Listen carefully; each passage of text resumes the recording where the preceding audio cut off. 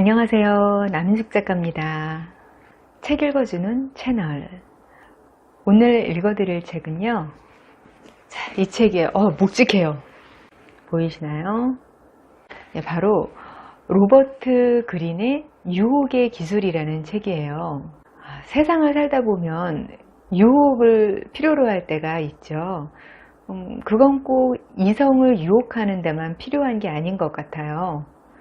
유혹의 기술은 상대에게 호감을 주고 매혹하는 기술을 아주 전략적으로 그려내고 있어요. 사실 이 분야의 고전이라고 할 수 있는 책이에요. 오늘 읽어드릴 부분은 반유혹자에 관한 부분이에요. 반유혹자라는 것은 유혹자의 반대 개념인데요. 유혹을 하는데 불리한 성향을 가진 사람, 비호감, 이런 뜻이라고 할 수 있어요. 내가 유혹을 하고 싶으면 오늘 읽어드릴 내용에 대해서 반대되는 행동을 하면 되겠죠. 자, 오늘 책을 들으면서 내 자신이 유혹에 대해서 어떤 사람인가 한번 생각해 보시면 좋을 것 같습니다. 읽어드릴게요. 반유혹자의 형태와 종류는 다양하다.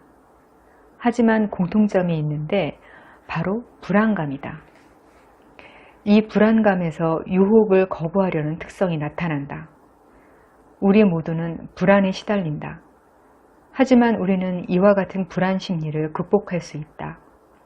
유혹을 하고 반대로 유혹을 당하는 과정을 통해 우리는 자기 도취의 심리에서 벗어나 자신감 있게 살아갈 수 있다. 하지만 반유혹자는 유혹의 과정에 참여하기를 거부함으로써 늘 불안한 심리를 안고 산다. 그들은 자신의 내면에 존재하는 불안, 자의식, 욕구에만 몰입해 폐쇄된 삶을 살아간다. 그들은 다른 사람에게서 약간이라도 모호한 구석을 발견하면 곧 자신에게 그런 모호함이 없는지 살피며 다른 사람이 조금만 무관심한 것처럼 보이면 이를 마치 배신인 양 크게 확대해 불평하는 경향이 있다. 반유혹자는 자기 외의 다른 모든 것에 반발한다. 그러므로 그런 사람들은 피하는 게 상책이다. 하지만 불행히도 그 사람이 반유혹자인지 아닌지 판단하기가 어렵다. 그들은 매우 교묘하며 주의 깊게 살피지 않으면 덫에 걸려 불행한 관계에 빠져들게 된다. 그들은 자기 도취에 빠져 있고 심리적으로 불안한 상태다.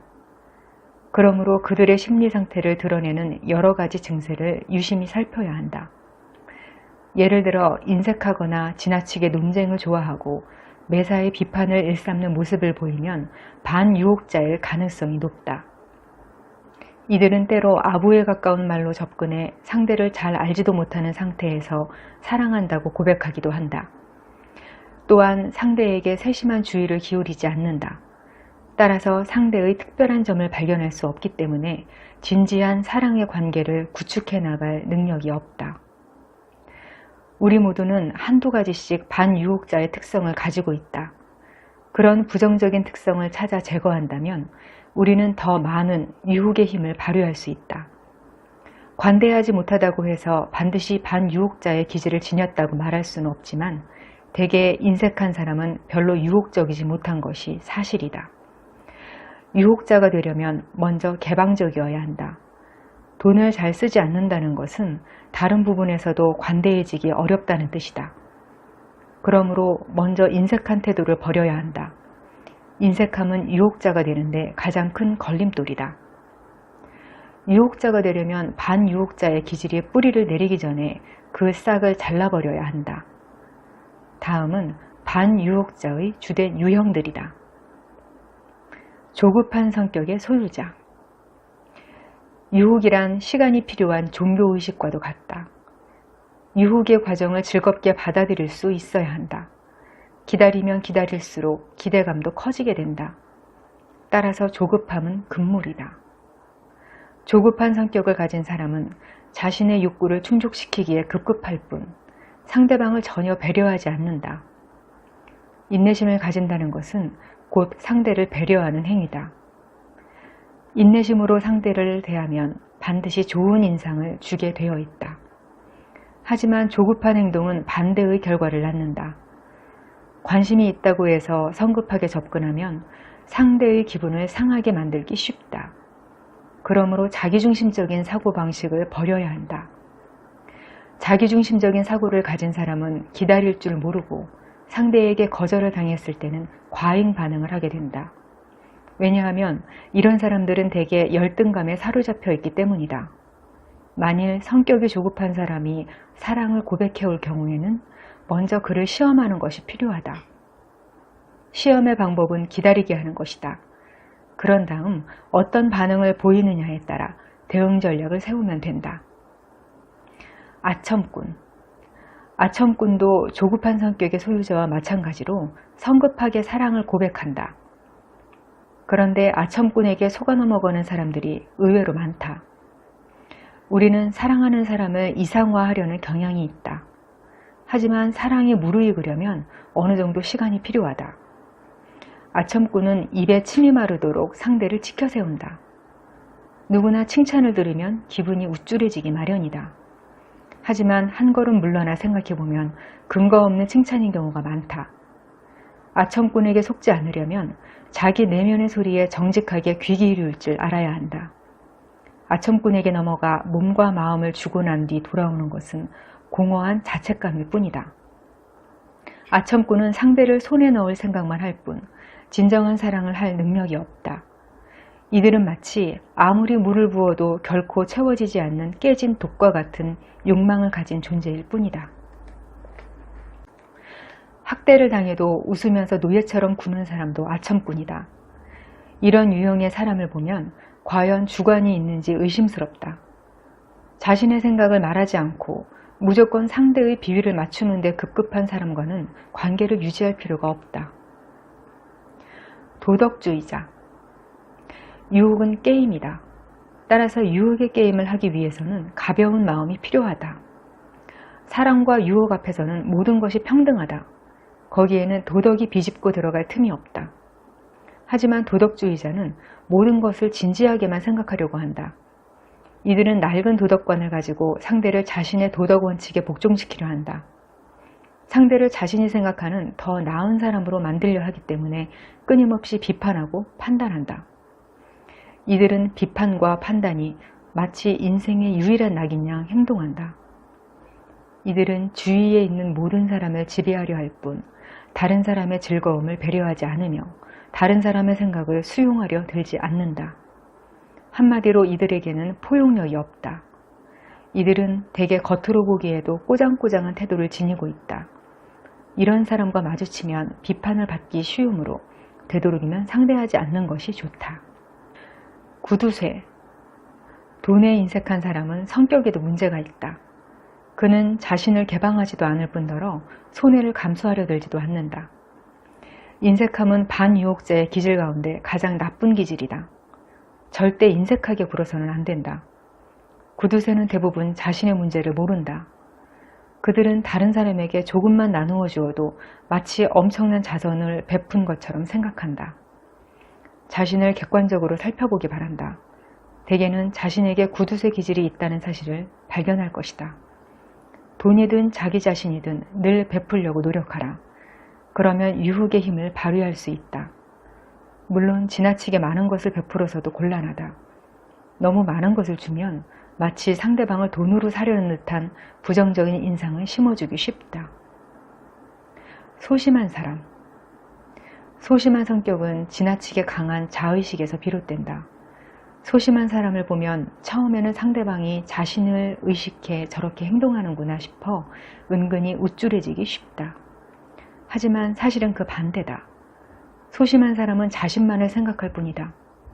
그는 상대에게 자신의 모습이 어떻게 비칠지 또는 상대를 유혹하려는 자신의 시도가 과연 효과가 있을지를 놓고 한참 고민한다.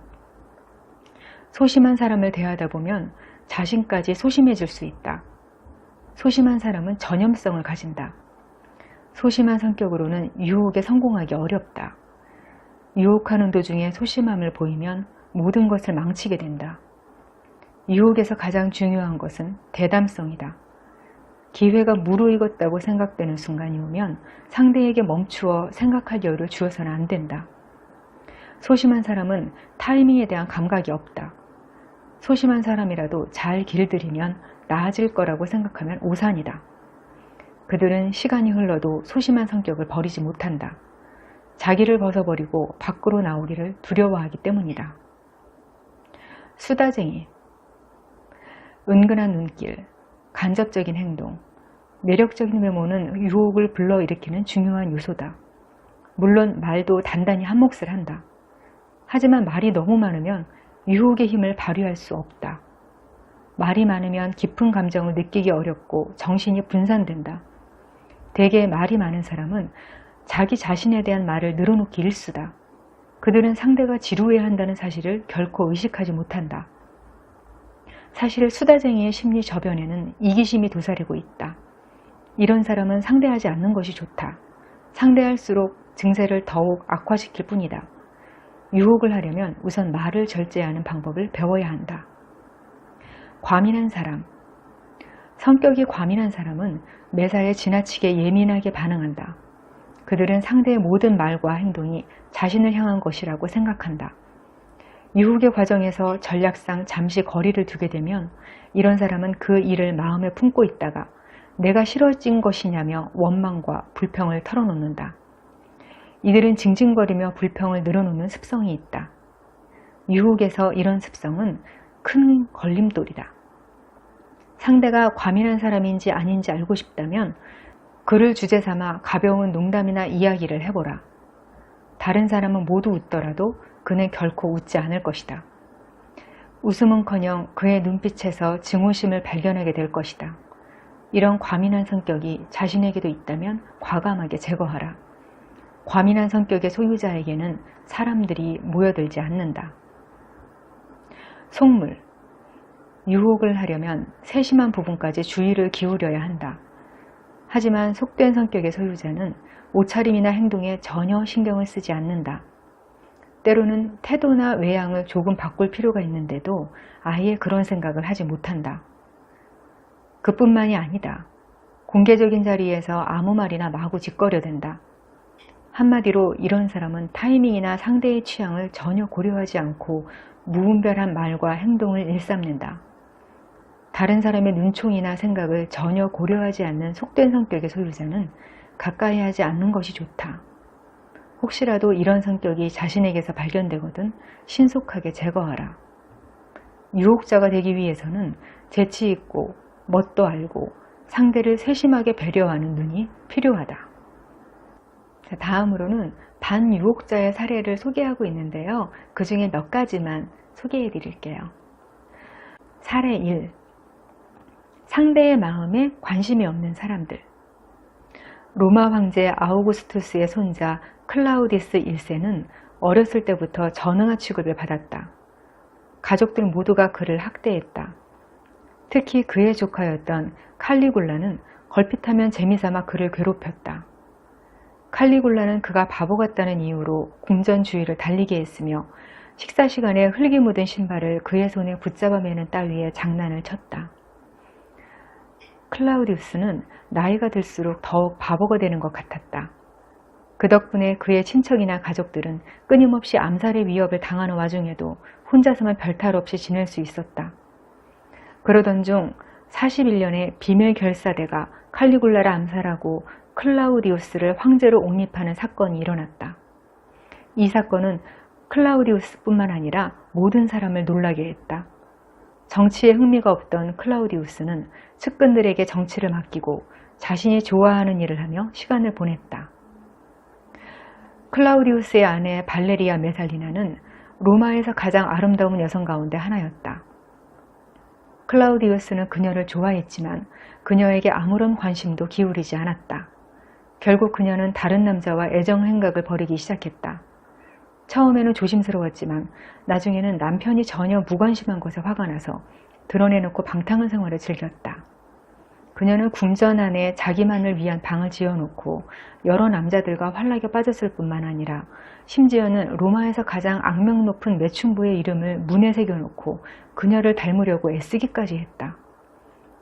그녀의 명령을 어기고 동침을 거부한 남자들은 모조리 죽여버렸다. 로마에서 메살리나의 추잡한 행실을 모르는 사람은 거의 없었다. 하지만 정작 클라우디우스는 아무 말도 하지 않았다. 그는 마치 모든 것을 망각한 사람 같았다. 메살리나는 특히 가이우스 실리우스를 사랑했다. 실리우스 역시 결혼한 몸이었지만 그녀는 그와 결혼하기로 작정했다. 그들은 클라우디우스 황제를 속여 그들의 결혼을 허락하는 문서에 서명하게 한 뒤 그가 궁전을 비운 틈을 타서 결혼식까지 올렸다. 결혼식을 올린 뒤 가이우스는 궁전으로 이사했다. 이 일이 알려지자 로마 전역은 충격과 분노에 휩싸였다. 로마인들은 클라우디우스에게 조처를 취할 것을 요구했다. 클라우디우스는 가이우스와 메살리나의 다른 애인들을 사형에 처하라고 명령했다. 하지만 메살리나에게 격분한 군인들이 그녀까지 찾아내 칼로 찔러 죽여버렸다. 클라우디우스 황제는 메살리나가 살해되었다는 보고를 듣고서도 술을 더 가져오라고 명령한 뒤 한가로이 식사를 즐겼다. 며칠 후 왜 메살리나는 식사를 하러 나오지 않느냐고 태연히 묻는 황제를 보고 측근들은 놀라지 않을 수 없었다. 무관심보다 상대를 격분시키는 것은 없다. 유혹을 할 때는 때로 한 걸음 뒤로 물러서는 전략도 좋다. 그럴 경우 상대는 저 사람이 정말 나를 사랑하는지 의구심을 갖게 된다. 하지만 너무 오래 무관심한 태도로 보이면 유혹은 구사하고 미움을 사기 십상이다. 클라우디우스가 대표적인 경우다. 사실 그는 일부러 주변 일에 무관심한 척했다. 야망을 감추고 아둔한 것처럼 보여야만 권모술수가 기승을 부리는 정치판에서 목숨을 부지할 수 있었기 때문이다. 하지만 그렇게 하다 보니 무관심한 태도가 아예 습관으로 굳어버렸다. 그의 무관심한 태도는 아내 메살리나에게 심각한 영향을 미쳤다. 어떻게 클라우디우스와 같이 잘난 것도 없는 인간이 나에게 전혀 관심을 갖지 않는 거지? 더군다나 다른 남자들과 정을 통하는데도 그렇게 무관심할 수 있을까? 모르긴 해도 그녀는 이렇게 생각했을 것이다. 클라우디우스는 분명 극단적인 경우다. 하지만 우리 가운데도 무관심한 사람들, 즉 상대의 마음을 읽는데 관심을 기울이지 않는 덤덤한 사람들이 적지 않다. 때로는 일에 시달리느라, 때로는 생활에서 겪는 어려움 때문에, 때로는 자신에게만 너무 골몰한 탓에 감각이 둔해져 무관심한 태도가 생겨난다. 특히 오랜 세월 함께 살아온 부부에게서 그런 모습을 쉽게 발견하게 된다. 무관심한 태도가 오래가면 서로를 원망하는 마음이 생겨난다. 이런 태도는 상대를 사로잡는데 심각한 장애를 초래한다. 착각과 자만이 유혹을 망친다. 1639년 프랑스 군대가 이탈리아의 토리노를 공격해 점령했다. 당시 프랑스 장교 가운데 슈발리에 드 그라몬과 그의 친구 마타라는 인물이 있었다. 두 사람은 토리노의 아름다운 여성들을 유혹하기로 의기투합했다. 토리노의 저명인사 부인들 가운데는 바쁜 남편을 둔 여인들이 덜어 있었다. 그들은 남편의 관심을 받지 못하고 혼자 지내는 시간이 많았기 때문에 남성들의 유혹에 쉽게 넘어갔다. 이런 여인들은 상대가 정중하게 예의를 지킨다면 누구하고도 연애할 준비가 되어 있었다. 슈발리에와 마타는 곧 여자들을 사귀기 시작했다.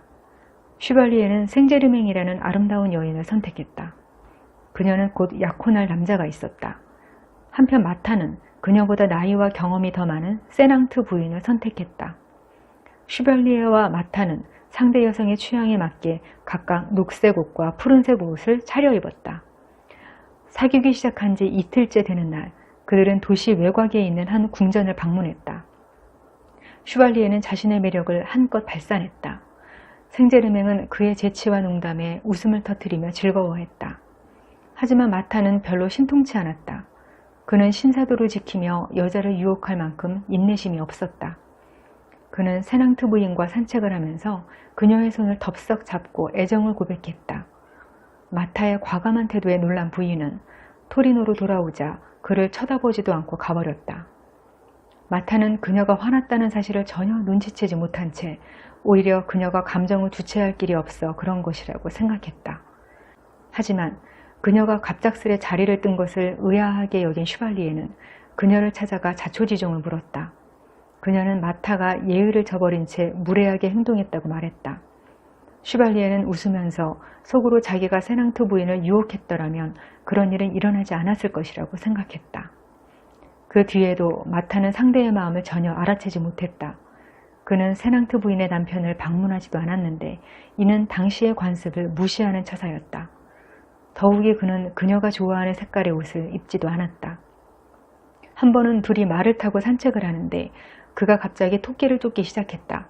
그런 모습은 그녀보다 토끼를 쫓는데 더 정신이 팔려있는 것처럼 보였다. 게다가 그는 담배를 피울 때도 그녀에게 권하는 법이 없었다. 그러면서도 그녀에게 계속해서 대놓고 추파를 던졌다. 마침내 인내심이 극에 달한 그녀는 불만을 털어놓았다. 마타는 엉겁결에 사과했지만 자신이 무엇을 잘못했는지 깨닫지 못했다. 아무튼 마타의 사과에 마음이 풀린 세낭트 부인은 그와 계속 사귀어 보기로 결심했다. 하지만 며칠 뒤 마타는 그녀가 자기와 동침할 준비가 되어 있다고 착각하고는 그녀에게 동침을 요구했다. 하지만 그녀는 여자를 그렇게 화나게 하는 사람과 어떻게 밤을 지새우겠어요? 라고 말하며 거절했다. 그녀의 반응에 실망한 마타는 슈발리에에게 이렇게 말했다. 거참 사소한 일로 시간을 낭비하지 말고 바로 핵심으로 들어가는 게 나은데 안 그런가? 하지만 세낭트 부인은 그런 그의 태도를 곱게 보지 않았다. 이를 놓치기 아까운 기회라고 생각한 슈발리에는 세낭트 부인의 불편한 심기를 적절히 어루만져주면서 그녀의 마음을 얻는 데 성공했다. 마타가 그렇게 애를 쓰고도 실패했던 일을 슈발리에는 쉽게 이루어낼 수 있었던 것이다. 유혹을 할 때 저 사람은 결코 나를 거부하지 못할 거야 또는 저 사람은 이미 나한테 넘어왔어 라는 착각에 빠지는 것은 금물이다. 이런 자만심에 사로잡히면 결코 상대를 유혹할 수 없다. 상대의 마음을 얻기 위해서는 자신이 어떤 사람인지를 보여주면서 천천히 접근해야 한다. 물론 너무 뜸을 들이다가 혹시 관심을 잃게 되지는 않을까 우려할 수도 있다. 하지만 그런 걱정을 하다 보면 오히려 자신의 불안한 심리를 드러내기 쉽다. 유혹을 하려면 절대 불안한 심리를 드러내서는 안 된다. 시간을 두고 천천히 상대에게 관심을 보일수록 유혹의 힘을 발휘할 수 있다. 요즘 세상은 형식과 예절을 별로 중요하게 생각하지 않는다. 하지만 유혹은 과거부터 일종의 의식처럼 여겨져 왔다. 따라서 거기에 따르는 법칙을 준수해야 한다. 성급하게 속셈을 드러내면 상대는 자연히 이 사람은 나에게 관심이 있는 것이 아니라 자기 욕심을 채우는데 급급할 뿐이야 하고 생각하게 된다. 물론 때로는 상대를 한눈에 반하게 만들 수도 있다. 하지만 그럴 경우에는 시간을 두고 진득하게 사랑을 나누는 데서 오는 기쁨을 얻지 못한다. 만일 천성적으로 성격이 급한 사람이라면 그렇지 않은 것처럼 자신을 위장할 필요가 있다.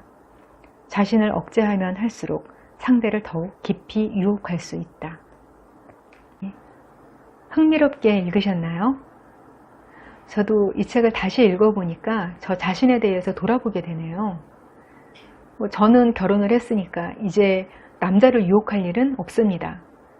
하지만 다른 사람들과 함께 소통을 할 때 그 사람들에게 좀 더 호감인 사람으로 보이는 일, 그럴 때 어떻게 해야 하는지에 대한 교훈을 많이 얻은 것 같아요. 매력 있는 사람이 된다는 것은 그 자체로 굉장히 매력 있는 일인 것 같아요. 이 책, 유혹의 기술을 한번 읽어보면서 내 자신이 얼마만큼까지 매력적인 사람이 될 수 있나 시험해 보시는 것도 좋을 것 같습니다. 책 읽어주는 채널 4개까지 할게요. 좋아요, 구독 잊지 마세요.